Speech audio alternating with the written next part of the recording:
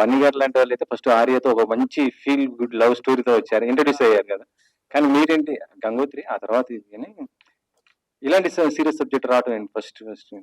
Sir subject అంటే మీరు చూసిన serious sir. Subject father and son emotion మధ్యలో సార్. ఫాదర్ చనిపోతారు, దానివల్ల సబ్జెక్ట్ సీరియస్ గిలింగ్. ఇది పక్క middle class nativity subject sir. ఇది సీరియస్ ఏం లేదు సార్. లవ్ ట్రాక్ ఉంటుంది, కామెడీ ట్రాక్ ఉంటుంది, ఎమోషనల్ డ్రైవ్, కాకపోతే థ్రిల్లింగ్ ఎలిమెంట్స్ ఎక్కువ ఉన్నాయి సార్.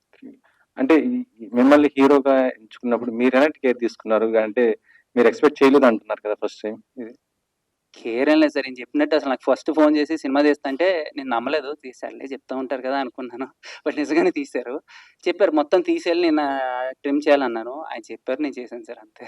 కేర్ ఏం లేదు.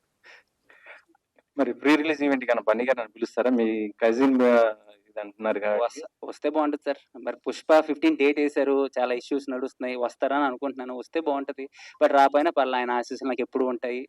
ఆయన ఇప్పుడు మారుతి గారు అంటే బన్నీ గారు మనిషి అందరికీ తెలిసింది. సో వస్తారు మెల్లిగా, టైం బట్టి చూసుకుని అందరూ వస్తారు సార్. ఈ టీజర్ మీ ఫ్యామిలీ వాళ్ళు చూసినప్పుడు ఎలా అన్నారు? ఇంకా లేదు సార్. ఆయన ఇదిగోండి 5ంటికి నా చేతికి ఇచ్చారు. 5ంటికి, నేను ఇప్పుడు ఫస్ట్ టైం చూడటం ఇక్కడ. 5ంటికి ఇచ్చారు సార్. మీ ఫ్యామిలీ ఇన్ఫ్లుయెన్స్ ఎంత ఉందండి మీరు హీరో అవటం? సార్ అసలు నా జీవితం మొదలైంది 2010లో సార్. నేను ఒక అసిస్టెంట్ డైరెక్టర్గా స్టార్ట్ అయ్యా. సో నేను ఈ సినిమాకి ముందు చాలా సినిమాలు చేశాను సార్, తెలియలేదు అంతే. నేను చాలా చిన్న రోల్స్ చేశాను. ఇందాక రజిత్ రావు గారు చంపుడు దాంట్లో విలన్ క్యారెక్టర్ చేశా. డైమండ్ గారు ఇప్పుడు ఈ సినిమాకి ముందు నేను కమిట్ అయింది రాజ్ తరుణ్ గారిది పురుషోత్తముడు. దాంట్లో చాలా ఇంపార్టెంట్ విలన్ రోల్. నేను రాజ్ తరుణ్ అన్న తమ్ముడు పురుషోత్తంలో. సో నాకు అలా ఏం లేదు సార్, వచ్చి చేసుకుంటూ వెళ్తున్నాను. అంటే మీకు అది అడ్వాంటేజ్గా తీసుకుంటున్నారా? 100% అడ్వాంటేజ్ సార్. నాకు ఇలా హీరో అనే ఏం లేదు. నేను నా జీవితం అసలు నా తెర మీద చూసుకుంది నేను విలన్గా కదా. సో నాకు అలా ఏం లేదు సార్. మంచి కంటెంట్ ఏదైనా చేస్తాను. సో మీడియాకి అందుతున్న సమాచారం ప్రకారం అయితే అల్లు అర్జున్ బావమరిది అని అంటున్నారు. సో అల్లు అర్జున్ కి మీకు రిలేషన్ ఏంటండి? ఒక క్లారిటీ లేదు మాకెవరికి.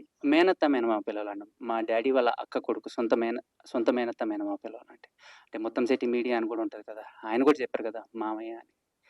మేనత్త మేనమా పిల్లలు. సో ఈ హీరోగా చేస్తున్నారు కాబట్టి ఈ మూవీలో స్టైలిష్ స్టార్ అల్లు అర్జున్ కాబట్టి ఏదైనా డ్రెస్సింగ్ లో కావచ్చు, ఏమన్నా సజెషన్స్ తీసుకున్నారా? యాక్టింగ్ లో కావచ్చు అల్లు అర్జున్ గారి నుంచి.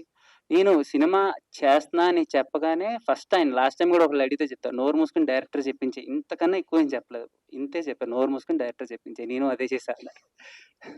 స్టైలింగ్ వైజ్ ఈయనే తీసుకున్నారు కేర్. నాకు ఇలా కావాలి, హెయిర్ స్టైల్ ఎలా కావాలి, మీసం ఎలా కావాలి, మొత్తం సార్ చెప్పించేసాను.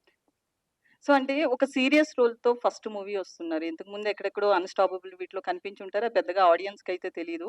అంటే అసిస్టెంట్ డైరెక్షన్ నుంచి హీరో వైపు రావడానికి కారణం ఏంటి ముఖ్యంగా? యాక్చువల్లీ రే సినిమాకి వైవిఎస్ చౌదరి గారి దగ్గర అసిస్టెంట్ డైరెక్టర్గా చేశారు 2010లో. అది నేను అసలు అసిస్టెంట్ డైరెక్టర్ అవుదాం అనుకోలే. నాకు అసలు సినిమా అంటే ఏంటి అని తెలుసుకోవడానికి ఆయన దగ్గర పెట్టారు. నేను 2010 అంటే అప్పుడు ఐ వాజ్ వెరీ యంగ్, 17 ఆ ఏజ్లో వచ్చినప్పుడు అసలు నేర్చుకో నా దగ్గర ఉండు అని చెప్పి పెట్టారు. దాని తర్వాత అది కొంచెం డిలే అవటం, దాని తర్వాత సినిమా స్టార్ట్ అవటం, రావటం, క్యారెక్టర్లు చేయటం అలా ఉంది.